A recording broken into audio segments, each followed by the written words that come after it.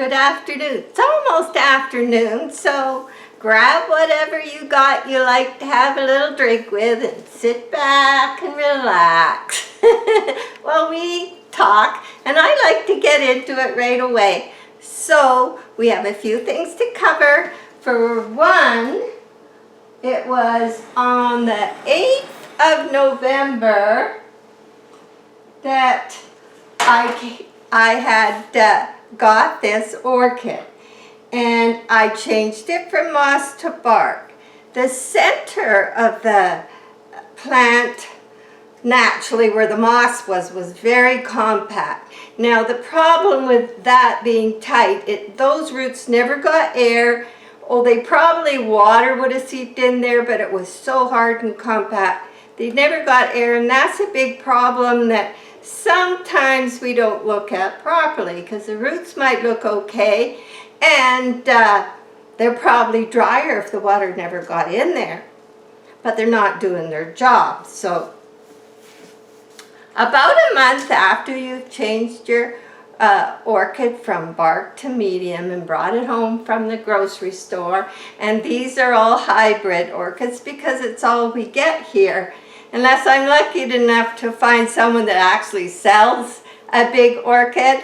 You can buy their little babies, but not this size. So a month after you've had your orchid, you should be kind of watching it the whole time.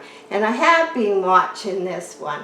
Now I'm going to take this hard ball out of there because it's been so heavy with these flowers, and I didn't want it to kind of fall. But so as that first month goes, you've just got it, you've just potted it. Now I tried something different with this one because the pot is a lot smaller, but it has very large air holes. So I have been watering this 2 to 3 times a week. When it was warm the first part of the week, I was doing it 3 times a week. Then I went to twice a week.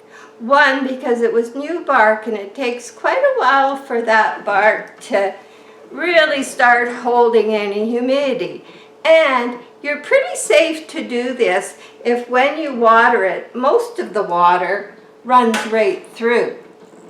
And this is just sitting like that. It's not in another pot, because if you put it in another pot, it's going to hold more humidity in the pot. So I grow in bark only, and for now I do have a surprise coming in the future. And ain't moss either. Okay. Oh, don't you jump up there, because the camera will fall. No, the camera will fall. Okay, so always keep an eye. You can watch the flowers. Now, they always say that when you don't change it when it's in bud, but I'll tell you, when you get them from the grocery store, and I knew this one had just come in, but if you don't know how long it's been there, then just take it home and drop pot it and let some air in there. And that's what I did with this. For the 3 days I soaked the bark. And then, because of the shock, which you always get, no matter what medium you're changing from to, it's a shock. They're used to, with moss, they're used to more humidity. So this is why I tried watering more, plus the small pot.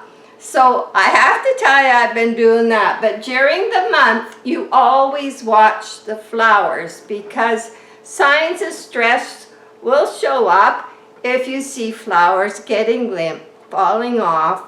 And this has been here a month. And this is the first time, I have to tell you, I'm surprised, and maybe I come upon something really good.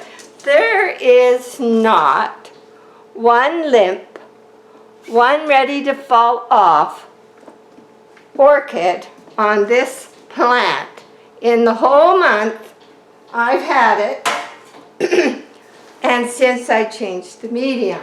Now, orchids are funny, and I haven't looked in the pot.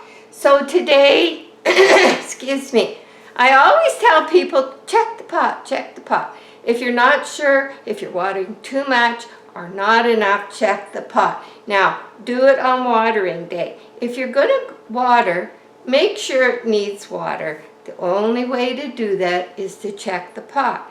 Now, I know you don't like to disturb the roots, and do your best not to do it too much. But until you get used to everybody's home is different. Everybody's environment is different.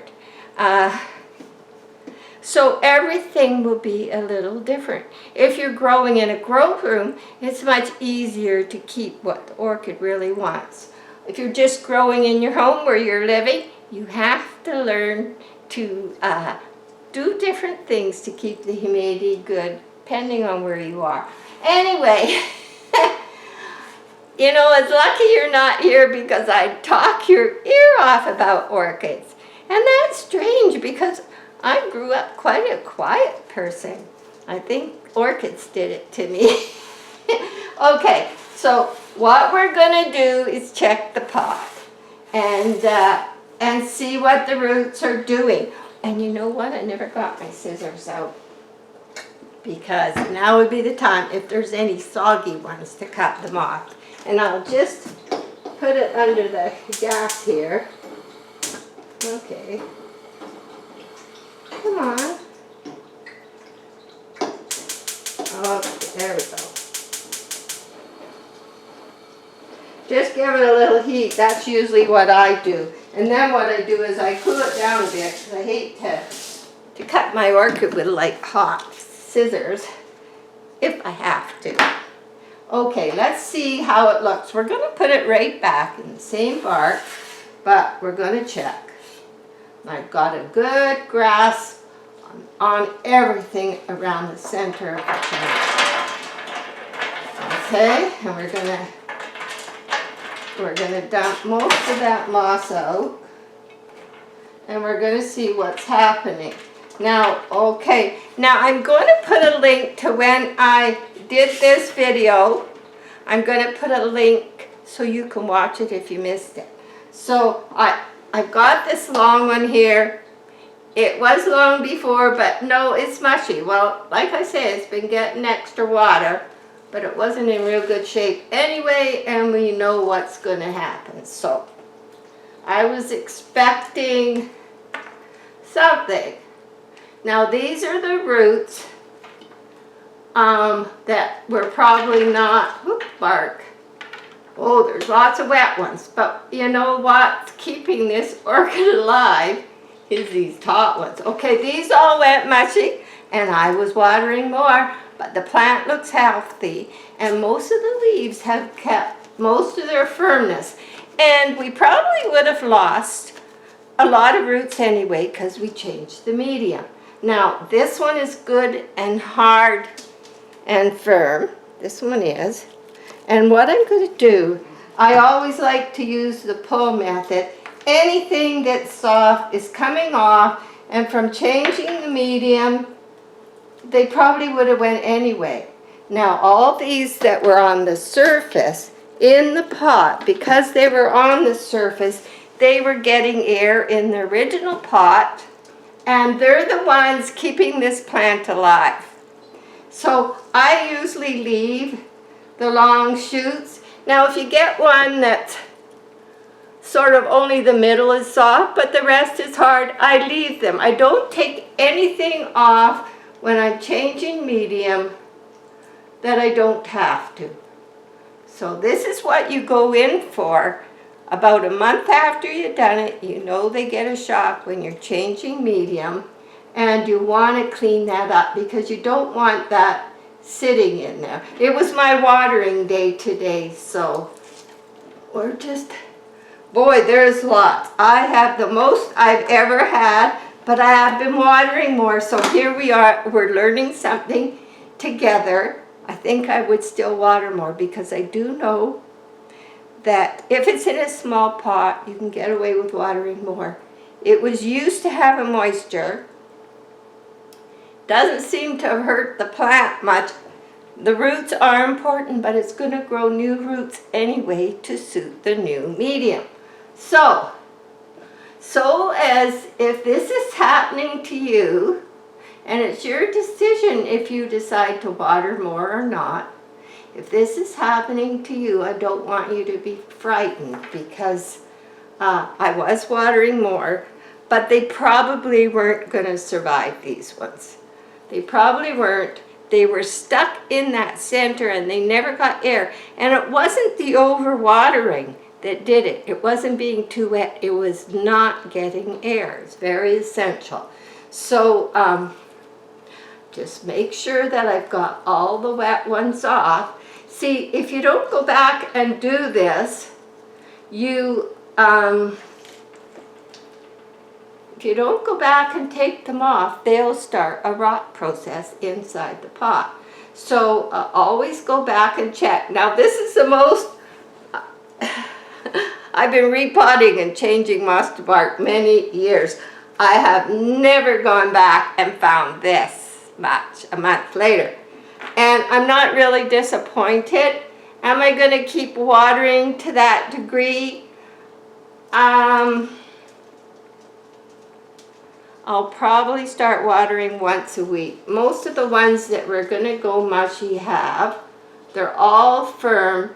And because now we're getting cooler nights and cooler days, so the leaves are still pretty firm. I think one went a little soft, but so what we're going to do, so now we see that there's just a kind of a borderline. I think I should have kept it twice a week and sometimes not done 3, but we do lose roots anyway, so you have to look at the whole picture. So I'm going to put it back in,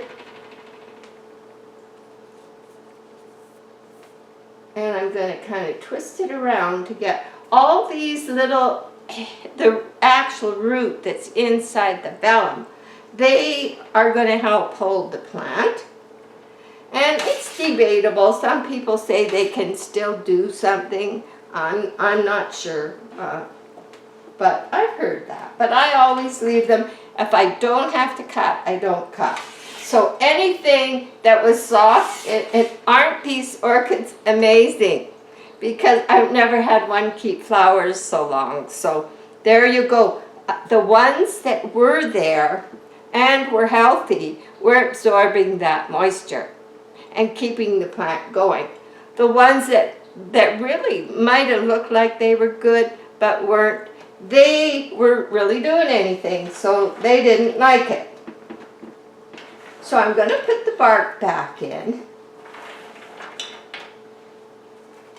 Then we have to talk about some questions I've been getting, some important things about fertilizer and light. If you're someone that you've got your orchids, they look beautiful, but they're just never flower again for you, because we have flowers. Our orchids rebloom every winter, usually from the end of December, middle of December, for 5 months last year. I had them still in June and even one into July. So you can do it. You just have to supply what the orchid needs to gather energy to bring on a spike.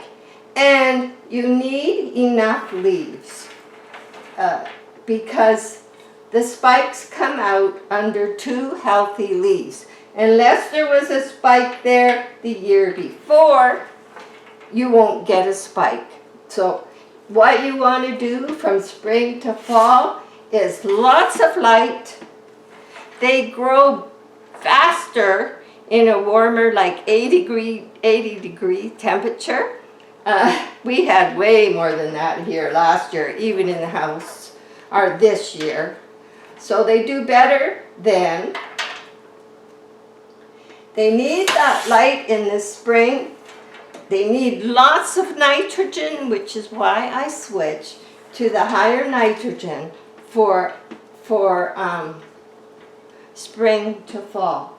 Now, I've been reading a lot of studies that say how important nitrogen is all along. So we're going to talk about whether it's necessary to have a bloom buster or have your phosphorus higher, your middle number on your fertilizer package. We're going to talk about whether that's necessary. And I have my opinion, and everybody out there does. And oh my goodness, who do you believe? So I'm pretty good at growing the hybrids because it's all I've been able to grow for so many years. So this is how I usually go. And I changed the routine a little bit, and yeah, the roots came off quicker, but the leaves seem happier because those top roots were getting moisture. So I'm just going to put this over here. It sits on this pot. Now I should show you. I have a bowl I picked up at the thrift store for $3. I have an upside down ashtray in there, and I have water under that. The ashtray is stopping the orchid from sitting in water, because if the pot is in water, it's gonna bring that water into the plant. So you'll be like watering every day. So let's just put that there. And I want to show you, I've changed my, I'm going to put this over here. I already changed, it's usually like spring to say Halloween is about when I think about I'm going to change from the high nitrogen to the bloom buster. And I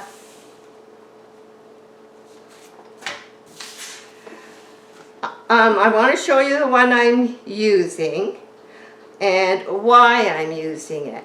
Now I have a water schedule I've been following for quite a few years now, and anybody that wants it, I can, if you leave a comment that you want one, I can put it in the comments. Or if you email me at carolynorchidfriends@gmail.com. I've been having trouble with Yandex, so I did change to Gmail, but the same first name, carolynorchidfriends@gmail.com. The other one is still open, but I have trouble sending stuff. It doesn't get received on the other end, and I get it back. So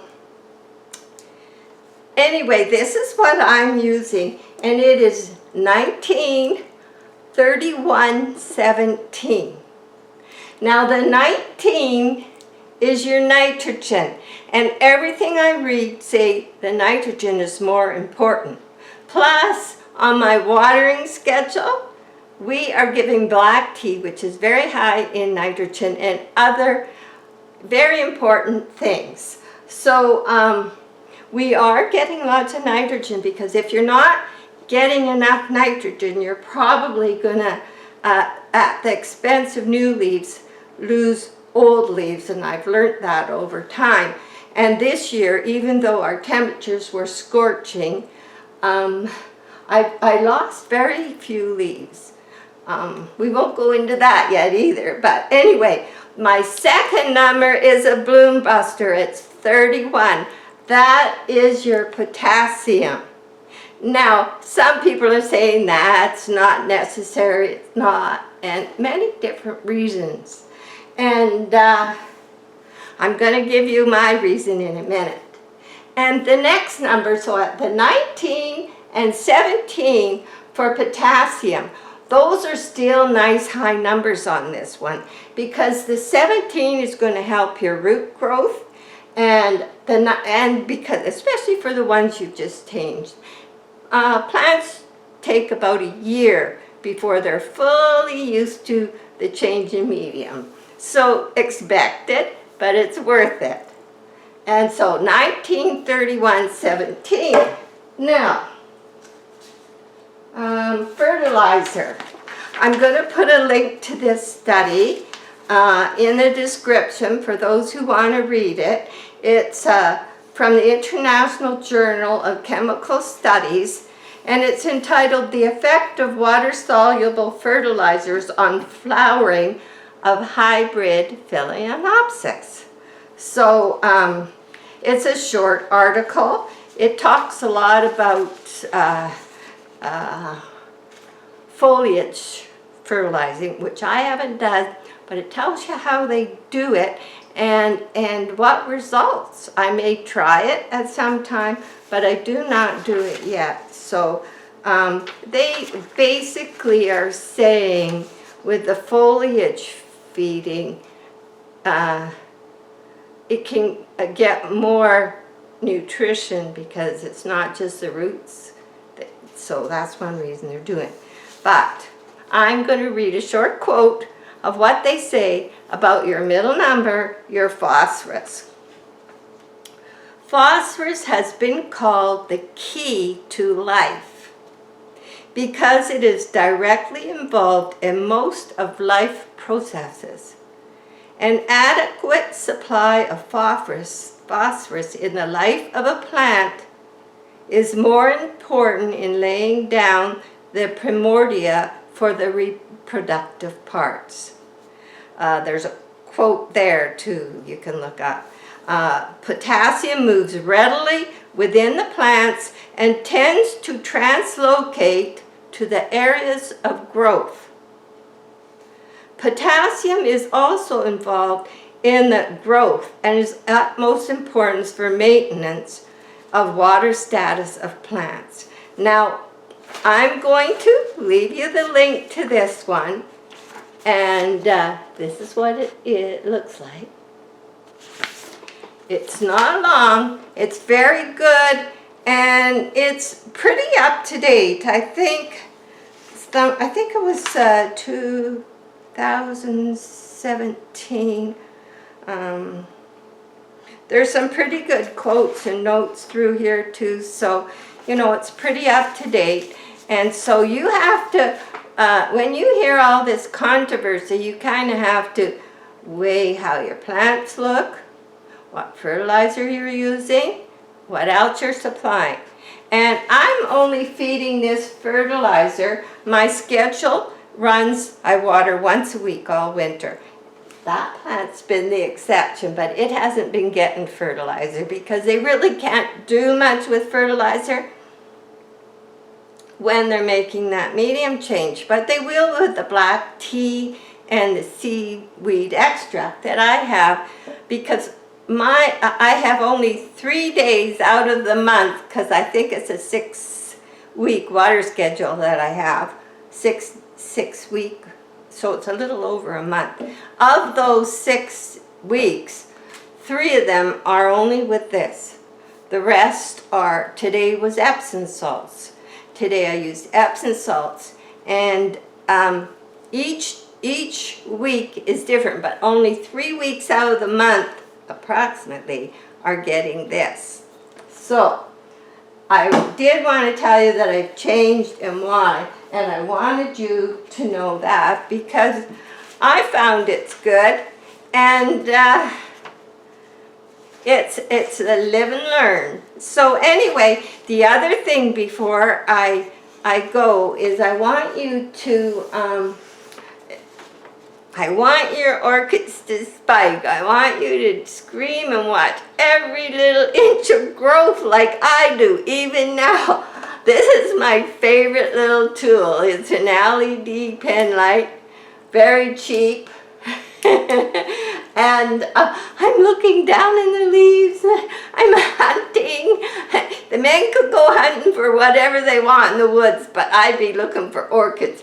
And I am looking for those spikes, and that's what's so fun. And the winter goes so much faster because you got your orchids to watch grow and learn so much from them. And it's also great for looking for bugs. It is a great thing. I think you should invest in one. Maybe more important than some other things they say you should use. So anyway, the other really important thing for now, it was important all through the growing season, and that's light. They need lots of light to create photosynthesis, to create energy to grow leaves and to grow roots and to grow spikes. So you need lots of light, and that extra, when your temperatures are above 80, they will not spike. And so that heat keeps them really growing vegetatively. So, and I'm talking about hybrids. There's many species that are different. So, light. Now you brought them in if you've had them on a patio, which was nice and light, or they've been in all the time, or if your house is always running one temperature, you want to make sure that they get a 10 to 15 degree drop in temperature at night. I'm not saying a cold draft, but I will crack my windows, a tiny crack, to let that evening air in, because it cools that area down. There are many ways to get that drop in temperature. Some people have old fridges they've used if you live like in Arizona or somewhere, and just at night, and they keep them just for that purpose. Or ice cubes in bowls around your plants at night.